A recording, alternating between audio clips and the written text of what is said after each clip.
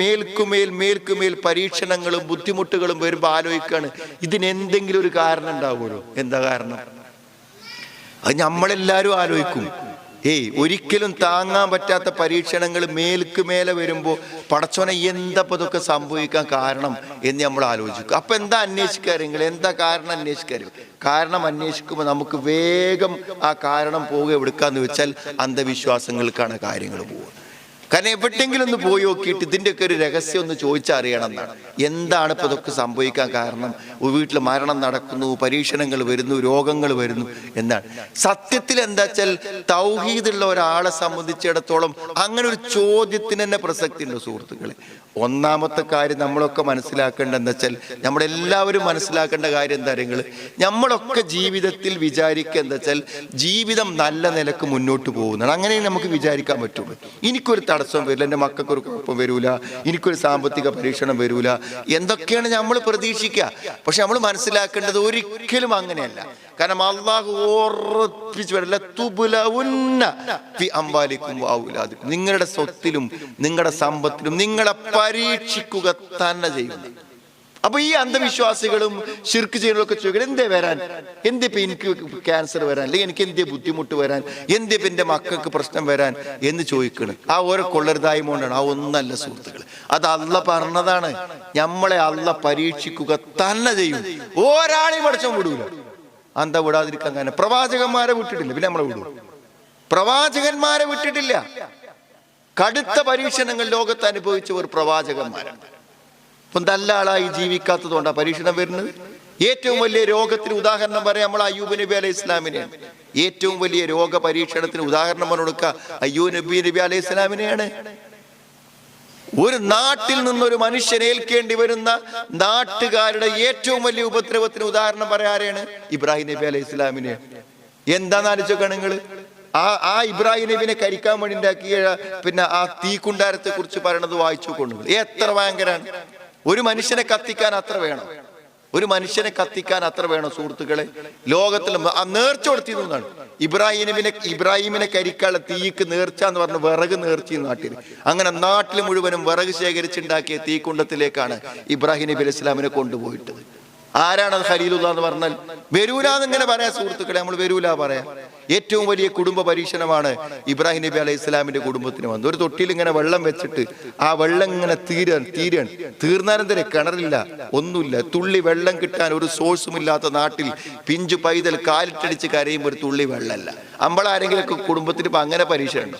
ഭക്ഷണം കിട്ടാതെക്കാന്നൊക്കെ ഉള്ള ഉണ്ടാവുക, ഒരു തുള്ളി വെള്ളമല്ല. അതുകൊണ്ടാണ് നമ്മൾ സഫാ മറവയിൽ ഓടുന്നത്. സഫാ മറവയിൽ ഓടുമ്പോൾ എന്താ നമ്മുടെ മനസ്സിൽ ഓർമ്മ വരുന്നത്?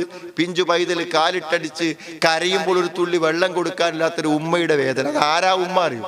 ഇബ്രാഹിം നബി അലൈഹി ഇസ്ലാമിന്റെ കുടുംബമാണത്. ഇബ്രാഹിം നബി അലൈഹി ഇസ്ലാമിന്റെ ഭാര്യയാണ്. ചരിത്രത്തിൽ നിങ്ങൾ ആലോചിക്കണം. എന്താണ് ഇത്? നാട്ടേര് ഏത് നിമിഷവും എന്നെ കൊല്ലും എന്നായിരുന്നു നബി സ്വല്ലല്ലാഹു അലൈഹി വസല്ലം. എപ്പോഴും കൊല്ലാം, എപ്പോഴും കൊല്ലപ്പെടാന്ന്. എത്ര വധശ്രമങ്ങളാണ് നബി സ്വല്ലല്ലാഹു അലൈഹി വസല്ലമക്കെതിരെ നടന്നത്. നമ്മൾ ആരെങ്കിലും എങ്കിലും അങ്ങനെ വല്ലതും നമ്മളെ കൊല്ലാൻ വേണ്ടി ആൾക്കാർ ഇങ്ങനെ നടക്കുക അങ്ങാടി കൂടി. ഏത് സമയത്തും സൗർ ഗുഹയിൽ കിടക്കുന്ന നിമിഷം ഓരോ സമയത്തും കൊല്ലാൻ വേണ്ടി, ഇനാം വാങ്ങാൻ വേണ്ടിയിട്ട് കൊല്ലാൻ വേണ്ടി വാളെടുത്ത് നടക്കുന്ന ആൾക്കാരുടെ ഇടയിലാണ് സൗർ ഗുഹയിൽ കിടക്കുന്നത്. 3 പ്രാവശ്യം ജൂതന്മാർ വിഷം കൊടുത്തിട്ടുണ്ട് നബി സ്വല്ലല്ലാഹു അലൈഹി വസല്ലമക്ക്, വിഷം കൊടുത്തിട്ടുണ്ട് കൊല്ലാൻ വേണ്ടിയിട്ട്. എത്ര ശ്രമങ്ങളാണ്. നേരെ മദീനയിലേക്ക് പോണ സമയത്ത് ഒളിച്ച് എല്ലാവരെയും കാണാതെ പ്രത്യേക വഴിയിലൂടെ പോണ സമയത്ത് പിന്നാലെ വന്നില്ലേ, വാള് തലയിൽ പിന്നെ ഉയർത്തി പിടിച്ചില്ലേ. അള്ളാഹു രക്ഷപ്പെടുത്തിയതുകൊണ്ടാണ് ആ വധശ്രമത്തിൽ രക്ഷപ്പെട്ടത്. ഇങ്ങനെയാണ് റസൂലുള്ളാഹി ജീവിച്ച്. പിന്നെ നമ്മക്കൊക്കെ വരൂലെന്ന് എന്താണ്? എല്ലാവർക്കും വരും. കുടുംബത്തിൽ വരും പരീക്ഷണം, വ്യക്തി ജീവിതത്തിൽ പരീക്ഷണങ്ങൾ വരും, വലിയ വലിയ മാരകമായ രോഗങ്ങൾ വരും. ഇതൊക്കെ അല്ലാഹ് നമ്മോട് പറഞ്ഞതാണ്. വലനബുലുവന്നകും ബിശൈഇൻ മിനൽ ഖൗഫി വൽ ജൂഅ് വനഖ്സിൻ മിനൽ അംവാലി വൽ അൻഫുസി വസ്സമറാത്ത് വബശ്ശിരിസ് സാബിരീൻ. വരരുതെന്ന് നമ്മൾ ആഗ്രഹിക്കും, പക്ഷെ വരും സഹോദരങ്ങളെ, തീഷ്ണമായ അപ്പൊ പരീക്ഷണങ്ങൾ വരുമ്പോ എന്താ പറയാ? പരീക്ഷണങ്ങൾ വരുമ്പോ എന്തുകൊണ്ടാണ് വരുന്നത്? അതിന് ഏതെങ്കിലും ഉസ്താദ്മാരത്ത് പോയി വെക്കുക, ഏതെങ്കിലും നമ്പൂരിമാരത്ത് പോയി വെക്കുക, എവിടെയെങ്കിലും മഷിട്ട് വെക്കുക. എന്നിട്ട് എന്ത് ചെയ്യണം? എന്താ ഇത് വരാൻ കാരണം? ഇതാരാ പോണത് സുഹൃത്തുക്കളെ? അങ്ങനത്തെ മനസ്സ് നിലനിൽക്കുന്നവർക്ക് ഇഹലോകത്തും രക്ഷയില്ല, പരലോകത്തും രക്ഷയില്ല. നമ്മൾ മനസ്സിലാക്കണം. നമുക്ക് അങ്ങനെ തോന്നാനേ പാടില്ല. ഇനി ചില ആൾക്കാർ ഈ കൗൺസിലിങ്ങിന് വേണ്ടി വിളിക്കും. അപ്പൊ ഞാൻ ഓരോടൊന്നും ചോദിക്കും, ഇങ്ങൾക്ക് ഇപ്പൊ എന്തുകൊണ്ടാണ് ഈ ബുദ്ധിമുട്ടൊക്കെ വന്ന് എന്താ നിങ്ങൾ വിചാരിച്ചു? അപ്പോൾ പറയും, ഷെയ്ത്താൻ ആരോ ഞങ്ങൾക്ക് പിശാചിനെ അയച്ചതാണ്, ആരോ ഞങ്ങൾക്ക് സീർ ചെയ്തതാണ്, ആരോ ഞങ്ങളെ കുടുംബത്തിൽ എന്തോ പ്രശ്നം ഉണ്ടാക്കിയതാണ് എന്ന് പറയും. എന്താ തെളിവ് നോക്കുക? എന്താ ഇപ്പൊ നിങ്ങൾക്ക് ഷെയ്ത്താൻ അയച്ചത്? അപ്പൊ ഞങ്ങൾ പോയി നോക്കിയെന്നവർ പറയും, ഞങ്ങളൊക്കെ അതിന്റെ ആൾക്കാരാണ്, തൗഹീദിന്റെ ആൾക്കാരാണ്, ഈ പോയി നോക്കണം. നീ പോയി നോക്കി ഷെയ്ത്താനാന്ന് ഉറപ്പായ എന്താ പരിഹാര മാർഗം? ഷെയ്ത്താനല്ലാതെ ഷെയ്ത്താനാന്ന് ഒരുത്തം വിചാരിച്ചാൽ ഒരു മരണം വരെ അതിന് രക്ഷല്ല. അതന്നെ പ്രശ്നം. കാരണം ഷെയ്ത്താനാന്ന് വിചാരിച്ച ചികിത്സയ്ക്കേ പോവുള്ളൂ. വേറെന്തെങ്കിലും ചികിത്സ നോക്കണ്ടേ? എന്തെങ്കിലും ഒരു ബുദ്ധിമുട്ട് വന്നാൽ അതൊക്കെ പിശാച് എന്ന് പറയണത് എന്തുകൊണ്ടാണ്? നിങ്ങൾ കാണാത്ത കാരണങ്ങൾ എനിക്ക് വരാൻ പാടില്ലല്ലോ. ഭൗതികമായ ഒരു കാരണം കൊണ്ടും എനിക്ക് വരാൻ പാടില്ല എന്നാണ് നമ്മൾ വിചാരിക്കുന്നത്. ഭൗതികമായ ഒരു കാരണം കൊണ്ടും എനിക്ക് അസുഖം വരാൻ പാടില്ല. ഭൗതികമായ ഒരു കാരണം കൊണ്ടും ഞാനും ഭാര്യയും തമ്മിൽ പ്രശ്നം ഉണ്ടാകാൻ പാടില്ല. ഭൗതികമായ ഒരു കാരണം കൊണ്ടും എനിക്ക് സാമ്പത്തിക പ്രതിസന്ധി ഉണ്ടാകാൻ പാടില്ല എന്നാണ് നമ്മൾ ആലോചിക്കുന്നത്. അപ്പൊ നമ്മളതിന് വേറൊരു കാരണം കണ്ടെത്താണ്. വേറെ അതൊക്കെ ഭൗതികം തന്നെയാണ്. ഭൗതികമായ ഒരു കാരണം അല്ലാന്നില്ലെങ്കിൽ നമ്മൾ കണ്ടെത്താൻ വേണ്ടി ശ്രമിക്കുന്ന കാര്യം എന്നിട്ട് ഷെയ്ത്താനാന്ന് പറയാം. അതിനുള്ള വഴികൾ സ്വീകരിക്കുക. എന്ത് കാട്ടിയാലും ഷെയ്ത്താന്റെ ഒരു പരിഹാരം ഉണ്ടായി തോന്നുമ്പോഴല്ലേ അവർക്കിത് മാറി തോന്നുള്ളൂ. അല്ലെങ്കിൽ മാറും. ചിലപ്പോൾ ഒരു മരുന്ന് കുടിക്കേണ്ട കാര്യക്കാരം, ചിലപ്പോൾ വേറെന്തെങ്കിലുമൊക്കെ ചെറിയൊരു സംസാരം കൊണ്ട് പരിഹരിക്കും. ചിലപ്പോൾ ഒരു സ്വഭാവ ദൂഷ്യത്തിന്റെ പ്രശ്നമായിരിക്കും. ചിലപ്പോൾ അയാളുടെ തന്നെ ഒരു അശ്രദ്ധയായിരിക്കും. അയാൾക്ക് അറിയാത്ത കാര്യങ്ങൾ ചെയ്ത് തുരഞ്ഞതാവും. അതൊക്കെ ഒന്ന് കണ്ടുപിടിച്ച് പറഞ്ഞു കൊടുക്കണമെങ്കിൽ ആദ്യം ഒരു പരിഹാരത്തിന് ഇങ്ങനത്തെ അല്ലാത്തൊരു പരിഹാരമുണ്ട് എന്ന് അയാൾ വിശ്വസിക്കുമ്പോഴല്ലേ പറ്റുള്ളൂ. അപ്പൊ സുഹൃത്തുക്കളെ ഒക്കെ വരുന്ന് പ്രതീക്ഷിക്കാം. വരണം എന്നല്ലേ പറഞ്ഞു, വരുന്ന് പ്രതീക്ഷിക്കാം. നമ്മളൊക്കെ ഈ പോണ പോക്കും ഈ നടക്കണ നടത്തം ഉണ്ടാവില്ല എന്ന് പ്രതീക്ഷിക്കണം. കാരണം തരും പല രോഗികളെയും പല ആൾക്കാരെയും സന്ദർശിക്കുമ്പോൾ അങ്ങനെ നമുക്ക് തോന്നുക, കാണുമ്പോൾ അങ്ങനെ തോന്നുന്നു. നമ്മളൊക്കെ വിചാരിക്കാത്ത സംഭവിക്കുക. ഇപ്പൊ ഇന്നലെ നമ്മൾ നിസ്കരിച്ചത് എന്നെക്കാളും പ്രായം കുറഞ്ഞ നമ്മുടെ ഒരു സുഹൃത്തിന് വേണ്ടി അല്ലാഹുവിന്റെ ഖബറുകൾ വിശാലമാക്കി കൊടുക്കട്ടെ. അപ്പൊ അദ്ദേഹത്തിന്റെ ജനാസക്ക് മുന്നിൽ നിൽക്കുമ്പോൾ ഞാൻ ആലോചിച്ചതാണ്, മനസ്സിലായി, നമ്മളെക്കാളും പ്രായം കുറവാണ് അദ്ദേഹത്തിന്. അപ്പൊ അത് ആലോചിക്കുമ്പോൾ എന്താ വെച്ചാൽ ഓരോരുത്തർക്കും ഓരോ സമയം അല്ല നിശ്ചയിക്കും. ആ സമയത്ത് പോകും നമ്മൾ ആരെങ്കിലും വിചാരിക്കും. നമ്മളെ മക്കളെയും നമ്മളെ പേരെ കുട്ടികളെയും ഒക്കെ കല്യാണത്തിനും അവരുടെ വിവാഹങ്ങൾക്കും എല്ലാത്തിനും നമ്മൾ ഉണ്ടാവുന്നതാണ് നമ്മൾ വിചാരിക്കണേ. പക്ഷെ നമ്മൾ വിചാരിക്കാതെ ഒരു നിമിഷം ആകസ്മികമായി രോഗങ്ങൾ വരും, ബുദ്ധിമുട്ടുകൾ വരും, നമ്മളെ തിരിച്ചു വിളിക്കും. നമ്മുടെ എല്ലാ കണക്കുകളും തെറ്റും. നമുക്കൊന്നിനും ചെയ്യാൻ പറ്റില്ല. നല്ല ജോലി ചെയ്യാൻ പറ്റുന്ന ആളുകൾ ഒരു ജോലിയും ചെയ്യാതെ വീട്ടിലിരിക്കുന്ന അവസ്ഥകൾ സംഭവിക്കും. അല്ലാഹു നമ്മളെ കാത്തു രക്ഷിക്കട്ടെ. നമ്മൾ പ്രാർത്ഥിക്കുന്നു, നമ്മൾ കാര്യങ്ങൾ ചെയ്യുന്നു. പക്ഷെ ഇതൊക്കെ വന്നാലും നമ്മൾ വിശ്വാസത്തിൽ പ്രശ്നം വരരുത്, ഒരിക്കലും പ്രശ്നം വരരുത്.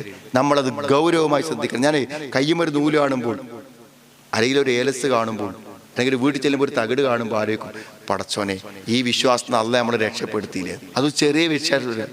കാരണം ആ വിശ്വസിക്കുന്നവന്റെ പ്രതിസന്ധിയും അവന്റെ ടെൻഷനും അവന്റെ ആശങ്കയും കണക്ക് കൂട്ടാൻ പറ്റാത്ത കാര്യമാണ്. ഓരോ ദിവസം നേരം വിളിക്കുമ്പോൾ ഞെട്ടിട്ടാ നീക്കണ്. ഇന്നെന്ത് കുരുത്തക്കട വരിക, ഇന്ന് എന്ത് കണി കണ്ടാണ് ഉണരുക എന്ന് ആലോചിച്ചിട്ടാണ് ആ അന്ധവിശ്വാസികളൊക്കെ അനുഭവിക്കുന്ന മാനസിക പ്രയാസം. അല്ലദീന ആമനൂ വലം യൽബിസൂ ഈമാനഹും ബിദുൽമ ഉലൈക ലഹുമുൽ അംൻ വഹും മുഹ്തദൂൻ. വിശ്വസിക്കുന്നു, ആ വിശ്വാസത്തിൽ ശിർക്ക് കലരാതിരിക്കുക. വിശ്വസിച്ചിട്ട് ആ വിശ്വാസത്തിൽ ശിർക്ക് കലരാതിരുന്നാൽ ഉലൈക ലഹുമുൽ അംൻ, അവർക്ക് നിർഭയത്വമുണ്ട്. പേടില്ലാതെ ഇവിടെ ജീവിക്കുന്നത് തൗഹീദുള്ളവർ മാത്രം. ബാക്കിയുള്ളവരൊക്കെ പേടി ഓലപ്പം പത്തിന് തിരുന്നാൽ അറിയാൻ പറ്റും. ആ പേടിന്റെ ഊക്ക്. കാരണം എവിടുന്നൊക്കെയാണ് ഷെറ് വരാൻ, നമുക്ക് എവിടുന്ന് വരാനല്ലോ. ഖൈറു ഷെറു അള്ളാഹിന്റെ പക്കുന്ന ഒറ്റ സ്ഥലത്ത് മാത്രം ആലോചിച്ചാൽ മതി. അള്ളാഹ്ക്ക് ചെയ്യേണ്ടത് ചെയ്താൽ സമാധാനമായിട്ട് ഇരിക്കുക, ഒരു പ്രശ്നമില്ല. ബാക്കിയുള്ളവർക്ക് എവിടെയൊക്കെ ചെയ്യാണ്ട് എവിടെയൊക്കെ കൊടുക്കാണ്ട് സുഹൃത്തുക്കള്. എന്തൊക്കെ കാവൽക്കാരുണ്ട്, ഏതൊക്കെ പിശാചുക്കൾക്ക് ദാനം കൊടുക്കണം, ബലി കൊടുക്കണം, കോഴി കൊടുക്കണം, ഒക്കെ കഴിഞ്ഞാലും സമാധാനക്കേട് ബാക്കി അത്രേ ഉണ്ടാവുള്ളൂ. നമുക്ക് എന്തെങ്കിലും പേടിക്കാണ്ടോ, എന്തെങ്കിലും ബേജാറാകാണ്ടോ, എന്തെങ്കിലും ചിന്തിക്കാണ്ടോ, ചൊവ്വാഴ്ചയാണോ ബുധനാഴ്ചയാണോ, ഇങ്ങനെ എന്തെങ്കിലും ആലോചിക്കാണ്ടോ? നമുക്ക് ഒന്നും ആലോചിക്കാനില്ല. അത് ആലോചിക്കാനില്ലാത്ത എന്തുകൊണ്ടാണ്? അള്ളാഹുൽ തവക്കുലാക്കുന്നത് കൊണ്ടാണ്. ആരല്ലാഹുൽ തവക്കുലാക്കിയോ അവനൊന്നും പേടിക്കാൻ. അതുകൊണ്ട് വിശ്വാസത്തിൽ എവിടെയെങ്കിലും തകരാറ് വന്നാൽ നമ്മൾക്ക് എന്ത് ചെയ്യും? ഈ പരീക്ഷണങ്ങളും ഈ ബുദ്ധിമുട്ടുകളെ കൊണ്ടൊന്നും ഒരു കാര്യം ഉണ്ടാവില്ല എന്ന് നമ്മൾ മനസ്സിലാക്കുക.